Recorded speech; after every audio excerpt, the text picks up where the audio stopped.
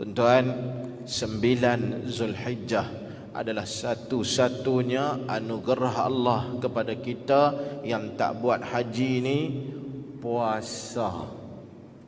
Puasa pada 9 Zulhijjah yang dipanggil sebagai Yaumul Arafah, hari Arafah. Puasa hari Arafah.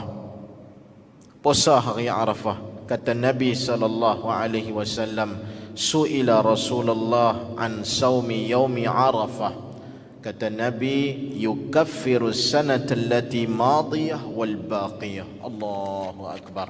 Ditanya kepada Nabi tentang apa kelebihan orang yang puasa pada hari Arafah ni, maka Nabi jawab, puasa itu dia menghapuskan dosa tahun lalu dan setahun yang akan datang. Oh, hak ni cukup besar tuan-tuan.